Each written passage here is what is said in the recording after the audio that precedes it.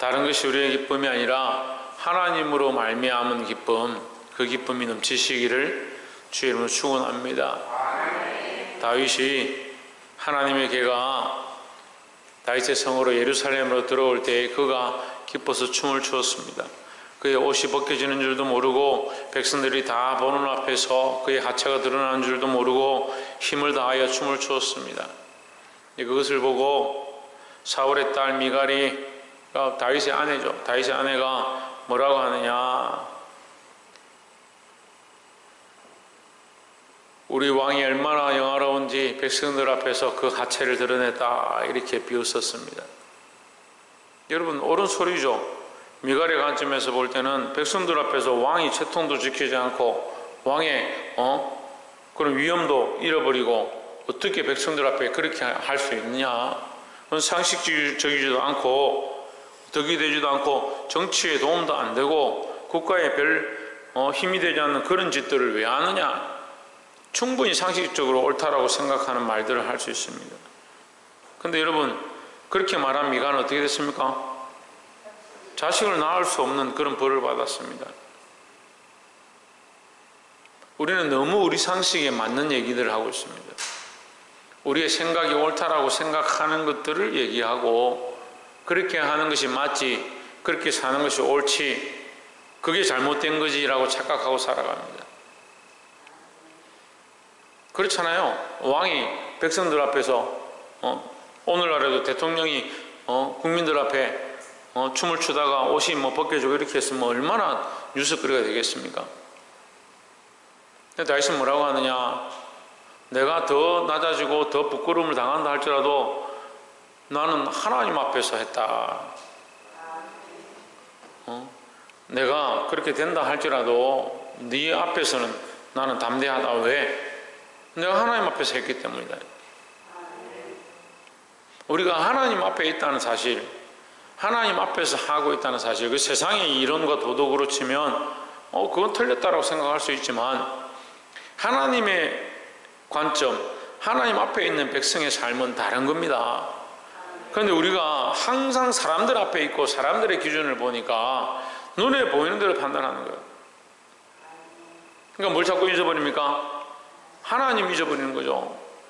우리의 기쁨이 하나님으로 말미암은 기쁨이 되어야 되는데, 그래서 사람들이 자꾸 어떻게 하냐, 하나님께서 내게 돈을 주시니까 돈 때문에 기쁘고, 하나님께서 내게 축복해 주시니까 그 축복 때문에 기쁘고, 뭐가 잘 되니까 그것 때문에 기쁘고, 뭘 안 주면 그것 때문에 슬프고 근심 걱정이 되고, 자꾸 물질만 바라보고 있는 거요. 자꾸 현실만 바라보고 있는 거요. 아이고, 우리가 뭐 그 정도 신앙입니까? 그것보다 못한 신앙입니다. 우리가 늘 하나님께 집중하고 하나님 바라보게 되기를 주의 이름으로 축원합니다. 본문의 말씀은 이 하박국 선지자가 예언의 말씀으로 하는 것인데, 불과 이 하박국서를 쓰고 불과 20년 만에 바벨론이 침공해서 나라를 삼켜버리고 수많은 사람들이 죽고 아이를 가진 여인들이 그 배가 갈려지는 그런 비참한 상황들을 겪는 그런 환란의 때가 시작되는 겁니다. 근데 그것을 하나님의 음성으로 듣고 그것을 환상으로 보고 있는 이 하박국이 지금 오늘 이 기쁨의 찬송의 시를 쓰고 있습니다. 여러분, 우리의 기쁨의 기준, 우리의 생각의 기준 바꿔야 될 줄 믿습니다. 여호와로 인하여 기뻐한다. 제목을 봅시다. 시작. 여호와로 인한 기쁨이다. 첫 번째는 환난 날에 기뻐하는 것입니다. 여호와로 인한 기쁨은 뭐냐? 환난 날에 기뻐할 수 있는 거죠. 환난이 닥치고 고난이 닥치고 어려움이 닥쳐도 역경이 닥쳐도 누가 계시냐? 하나님 계신 줄 아니까 하나님으로 인한 기쁨이 남아있는 거예요. 환난이 없는 게 아니고 고난이 없는 게 아니고 고통이 없는 게 아니죠. 똑같이 있죠. 너도 고통당하고 나도 고통당하고 나도 괴롭고 나도 힘들지만 내게 뭐가 있느냐? 나는 여전히 하나님 살아계신다. 내 안에 하나님 살아계신다. 이런 개념이 있고 이런 믿음이 있어야 되는데 참 믿음 잘 있다가 내한테 상처가 생기든지 어려움이 생기든지 사람들이 나를 비난하든지 앞뒤가 막혀진 것 같으면 하나님 안 보이는구나. 내가 이 어려움을 어떻게 겪어 이겨낼 거냐. 무슨 개떡 같은 믿음을 들고 날마다 하나님 앞에 와서 엎드려 눈물 흘려 기도하면 뭐하냐고. 몸이 조금 힘들면 아이고 모르겠다. 왜 내가 이렇게 어렵고 환난이 닥치고 고난이 있냐고. 완전히 현실적인 신앙이에요. 신앙이 얼마나 멋진지 현실적인 신앙이 돼가지고 그래서 자기 믿음이 강하대요. 환난 날에 기뻐할 수 있는 믿음이 참 믿음입니다. 왜 기뻐하느냐? 환난을 보면 기뻐할 수가 없죠. 현실을 보면 기뻐할 수가 없죠. 하나님 바라보는 거요. 16절에 내가 들었으므로 내 창자가 흔들렸고 그 목소리 나의 내 입술이 들렸도다. 우리가 우리를 치러 올라오는 환난 날을 내가 기다림으로 썩이는 것이 내 뼈에 들어왔으며 내 몸은 내 처소에서 떨리는도다 했습니다. 제가 이미 말씀드렸으니까 이해를 하시겠지만 무리가 우리를 치러 올라온다. 무리는 뭐냐? 바벨론이죠. 바벨론이 이제 곧 우리를 치러 올라올 것이다. 내가 이것을 듣고 이것을 보았기 때문에 이것을 하나님께서 가르쳐 주셨기 때문에 내가 어떻게 했냐? 내 창자가 흔들리고 창자가 흔들리고 내 입술이 떨리고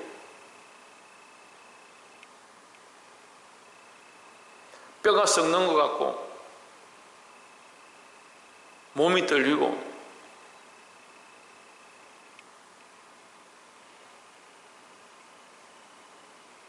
여러분 이 정도 되면 하나님으로 인해서 기뻐하겠습니까? 몸이 떨리고 창자가 떨리고 입술이 떨리고 뼈가 썩는 것 같고 이 정도 되면 여러분 하나님 인해서 기뻐할 것 같아요?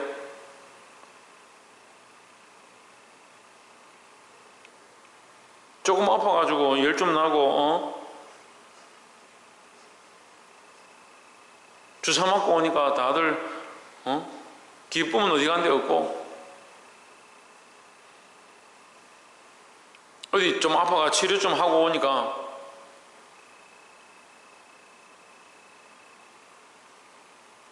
제가 왜 이런 얘기를 하느냐, 제 주변에 이 큰 사랑 교회 성도들은 그래도 믿음이 있다고 생각하는데 몸을 딱 치니까 전부 다 아이고 죽겠다. 몸에 어려운 일이 딱 생기니까 하나님으로 인한 기쁨은 어디 간 데 없다.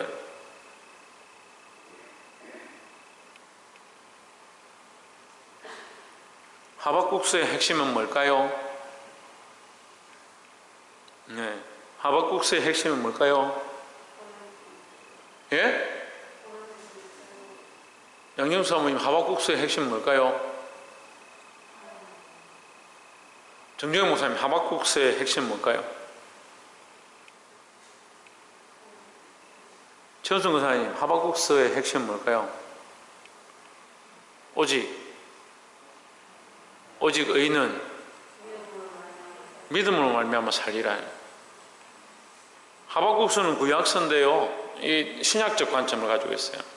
그래서 오직 의인은 믿음으로 살리라. 하박국의 핵심이에요. 오직 의인은 믿음으로 말미암아 산다는 거예요. 믿음으로 사는데 몸을 의지하고, 믿음으로 사는데 돈을 의지하고, 돈이 없으면 하나님 없는 것처럼, 몸이 안 좋으면 하나님 없는 것처럼. 아유, 목사님 맞습니다. 오직 의인은 믿음으로 말미암아 삽니다. 그런데 왜 환난 날에 기뻐하지 않느냐?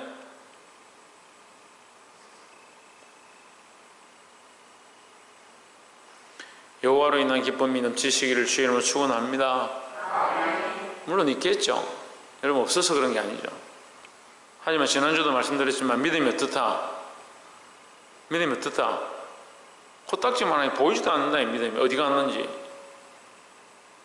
예수님 얼마나 답답했으면 너희 안에 겨자씨만한 믿음이 있어도, 겨자씨만한 믿음만 있어도,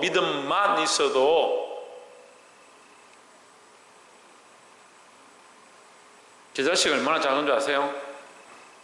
겨자씨가 우리가 금요일날 그 계란찜을 만들어 가지고 이게 깨를 넣었는데 성리가 이렇게 붓는데 제가 많이 넣으라 하다가 확 들어갔는데 깨가 있죠. 깨 4분의 1만 해요. 겨자씨가. 얼마나 우리가 믿음이 없으면, 예수님이 얼마나 답답하셔서 너희 안에 이 겨자씨만한 믿음만 있어도 이 산을 옮겨 저 바다에 던지우라 해도 될 것이다. 여러분, 믿음을 좀 지키시기 바랍니다. 환난의 때에 기뻐하시길 바랍니다. 두 번째는 가난과 역경을 기뻐해야 합니다. 17절에 아멘 했으니까 내가 두고 볼 거야. 비록 무화과나무가 무성하지 못하며 포도나무에 열매가 없으며 감람나무에 소출이 없으며 밭에 먹을 것이 없으며 우리의 양이 없으며 외양간에 소가 없을지라도 다 없어.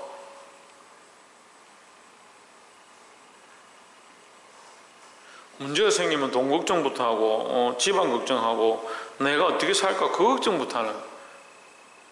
근데 여기 17절에 보시면 무화과나무가 무성하지 못하다는 것은 무화과가 맺을 때가 안 됐단 말이야.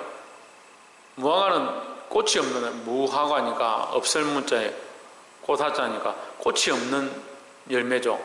열매가 거의 식물인데 꽃이 없이 열매만 딱 나는 거예요. 근데 열매만 나려고 하면 뭐가 많아야 되냐? 잎이 많아야 돼요. 잎이 많으면 거기서 이제 무화과가 나는 거예요. 그래서 예수님이 잎이 무성한데 열매 없다고 책망하셨죠. 근데 아예 가능성이 없는 거예요. 무성하지 못한다. 잎도 없다. 무화과 나무가 잎도 없다. 자랄 생각이 없다는 거예요. 그 가능성이 없다는 거죠. 무화과로 말미암아 내가 열매를 얻을 가능성이 없다는 거예요. 포도나무에 열매가 없으면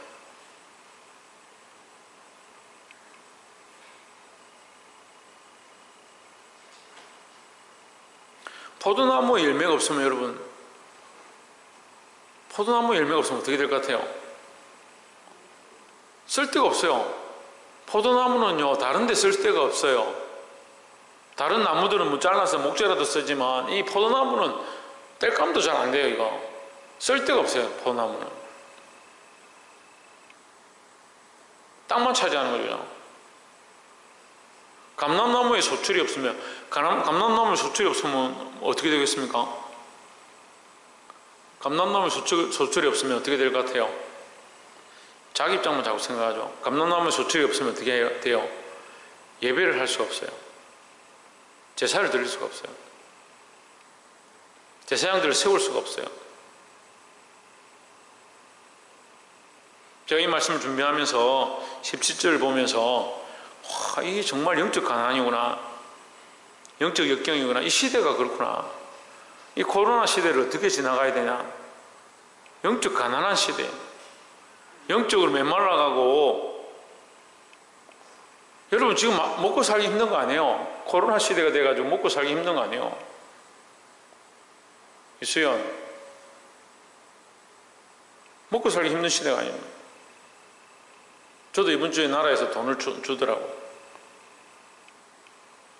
감사하게 11조 낼 수 있는 그런 기회들을 자꾸 주는 거야. 나라에서도 주고 하나님께서 나라를 시켜서 주고.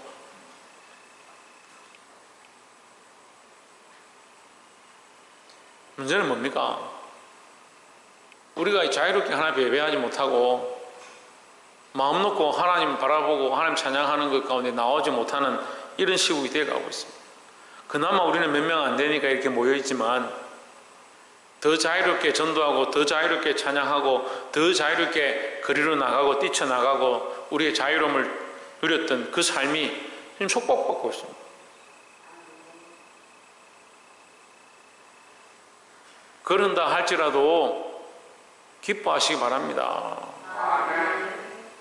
밭에 먹을 것이 없고 우리의 양이 없고 없고 외양간에 소가 없고 아무것도 없어요. 다 없잖아요. 절망적인 거예요. 절망적인 거예요. 지금 이 하박국서 선지자가 노래하고 있는 이 노래가 절망적이다. 절망적이다. 여러분, 가난과 이 역경, 이 어려움 속에, 절망적인 상황 속에 기뻐하시길 바랍니다. 어떻게 기뻐하느냐? 하나님으로 인하여 기뻐하는 거죠. 여러분, 이게 우리의 믿음의 척도예요. 믿음이 어디 있습니까? 보이지 않는 것들을 바라보는 것이 믿음입니다. 볼 수 없는 것들을 믿음의 눈을 들어서 하나님의 약속으로 바라보는 것이 믿음입니다. 근데 많은 사람들은 현실들은 잘 바라보죠. 현실들은 잘 바라보죠. 그래서 믿음 어디다 대입시킵니까? 현실에 하나님께서 이루어 주시겠지. 현실에 복 주시겠지. 물론 현실에 하나님께서 하실 일들을 바라보는 것이 믿음이죠. 또 더 나아가서 하나님께서 우리에게 주실 은혜를 바라보는 게 믿음이죠. 근데 현실적 신앙은 아니에요. 우리가 어떤 신앙을 가져야 된다 했습니까? 미래지향적인 신앙을 가져야 된다 했습니다. 현실적 신앙이 되면요, 자꾸 우리 안에 이루어진 것, 우리 안에 되어진 것, 그럼 우리 안에 안 되면, 우리 안에 어려우면, 우리 안에 괴롭고 힘들고 가난하고 역경이 닥치면 어떻게 돼요? 신앙이 어디 갔나? 믿음이 어디 갔나? 미래지향적, 우리의 온전한 신앙은요, 미래지향적 신앙을 가져야 되는 겁니다. 물론 이 현실 가운데 하나님께서 하실 것들을 바라보고 믿음으로 살고 싸워서 이겨야 하지만 더더욱 미래지향적 신앙을 가져야 된다라는 겁니다. 18절에 나는 여호와를 인하여 여호와로 말미암아 즐거워하며 나의 구원의 하나님으로 말미암아 기뻐하리로다 했습니다. 이러한 현실들이, 이러한 역경들이, 이러한 가난들이, 이러한 어떠한 환난들도 우리를 하나님의 사랑에서 끊을 수 없다. 그래서 누구로 인하여 기뻐하느냐? 하나님으로 인하여 기뻐해야 된다는 겁니다. 제1에 누구로 인하여? 유주에 누구로 인하여 기뻐해야 된다고? 그게 기쁜 표정이가? 조효준 누구로 인하여 기뻐해야 된다고? 그렇지. 좌여 누구로 인하여 기뻐해야 된다고? 그래. 하나님으로 인하여 기뻐해야 되는데 퐁퐁 타다가 재미없고 싸우면 울고 짜고 그렇게 하면 안 되지. 하나님으로 말미암은 기쁨이 우리 안에 있어야 된다는 거죠. 어린아이들 보면 너무 단순하고 그런 걸로 슬퍼하고 그런 걸로 기뻐하느냐. 근데 우리도 똑같아. 하나님 앞에서 똑같다는 거죠. 19절에 주 여호와는 나의 힘이시라 나의 발을 사슴과 같게 하사 나의 높은 곳으로 다니게 하시리로다 했습니다. 자, 세 번째는 높은 곳을 바라보고 기뻐하자라는 겁니다. 자, 여호와로 인한 기쁨이 첫 번째는 뭐요? 환난날에도 기뻐하는 것이고, 두 번째는 가난과 역경에도 기뻐하는 것이고, 세 번째는 높은 곳을 바라보고 기뻐할 수 있는 것이 여호와로 인한 기쁨이다 하는 거죠. 높은 곳은 뭐예요? 지금 보이지 않는 거예요. 보이지 않는 곳. 뭐 두산 무슨 건설에서 청년들이여 꿈을 높은 곳에 두라 뭐 그렇게 하면서 아파트 높은 데 사는 거 그게 꿈을 높은 데 가지는 것이다. 비싼 좋은 아파트 사는 것이 청년들이 가져야 될 꿈이다. 정신 나간 소리라고요. 자기들 생각이겠죠. 뭐 우리가 욕할 건 아니지만, 근데 우리가 가져야 될 꿈은 뭐냐? 높은 데 두는 거예요. 높은 데. 우리의 이상과 생각과 꿈을 높은 데 두는 거예요. 꿈이 어디 있어야 합니까? 왜? 하나님 나라에 있어야 됩니다. 우리의 생각과 이상이 어디에 있어야 됩니까? 하나님께 맞춰져 있어야 됩니다. 하나님께서 지금 우리 안에 하실 일, 하나님께서 앞으로 우리에게 하실 일, 하나님께서 영원토록 우리와 함께 하실 일, 그걸 바라보는 거예요. 나의 발을 사슴과 같게 하사 나를 나의 높은 곳으로 다니게 하시리로다. 이게 하나님께서 우리에게 하실 일들에 대한 꿈이죠. 지금 주저앉아 있고 뭐가 나무 잎이 무성치 못하고 포도나무 열매가 없고 감람나무 소출이 없고 외양간에 소가 없고 양이 없고 아무것도 먹을 게 없고 지금 적들은 쳐들어온다 하고 환란의 소리는 들리고 절망적인 이 상황, 그 상황을 바라보는 게 아니고 하나님께서 하실 그 약속, 영원한 언약, 또한 여기서는 이스라엘 그런 상황 가운데도 이스라엘의 거루투기를 남겨두시고 다시 회복해 하실 그 약속, 또한 메시아를 보내실 약속, 다시 오실 예수 그리스도 그 영원한 나라까지 연결해서 바라보는 거예요. 말씀을 맺겠습니다. 높은 곳을 바라보지 않으면요, 뭘 바라보겠습니까? 하나님이 하실 그 일들을 바라보지 않으면 뭘 바라보겠습니까?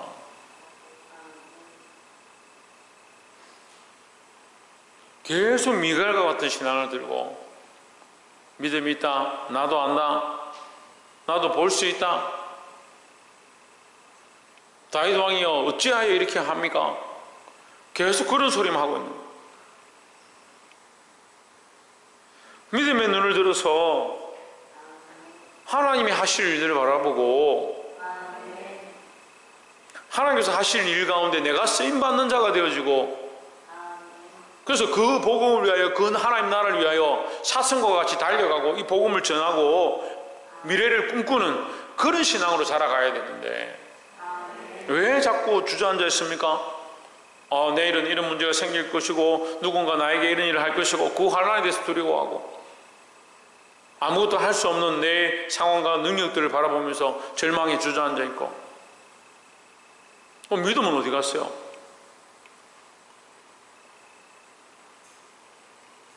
사랑하는 성도 여러분, 여호와로 인한 기쁨, 세상이 줄 수 없는 거예요. 그러니까 세상을 바라보아서 거기서 기쁨을 얻을 수 있는 게 아니에요. 여호와로 인한 기쁨, 하나님으로 인한 기쁨, 하나님께로부터 오는 거예요. 이 믿음을 회복하고 하나님께서 주실 거룩한 은혜와 그 언약들을 바라보고 승리하시기를 주의 이름으로 축원합니다. 기도하겠습니다.